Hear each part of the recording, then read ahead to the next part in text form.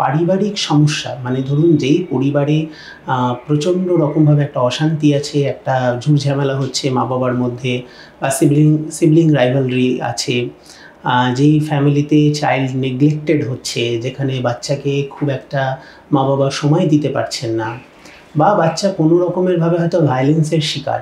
Violence কিন্তু সবসময় যে বাচ্চাকে মারধর করা হচ্ছে তা নয়, অনেক সময় মারধরও বাচ্চাকে ফেস করতে হয়, তার সঙ্গে সঙ্গে সেটা ভার্বাল ভায়োলেন্স হতে পারে। এই ধরনেরও যখন দেখা যাচ্ছে যে বাচ্চারা এগুলো মানে বাড়িতে ফেস করছে, তারা ভীষণভাবে একা ফিল করছে, স্কুলে গিয়েও তারা নানান কারণে হয়তো বুলিড হচ্ছে, হ্যারাসমেন্ট ফেস করছে, তখন কিন্তু তাদের মধ্যে একটা নেশার সঙ্গে জড়িয়ে পড়ার একটা প্রবণতা কিন্তু দেখা গেছে। এবং এই কারণগুলোর কারণে, এই সামাজিক বিভিন্ন বিষয়ের কারণে দেখা যাচ্ছে যে বাচ্চাদের মধ্যে একটা মানসিক অবসাদেরও মানে অনেক মানে সিমটমস দেখা যাচ্ছে, লক্ষণ দেখা যাচ্ছে। যেমন তাদের মধ্যে অ্যাংজাইটি আসছে, ডিপ্রেশন আসছে।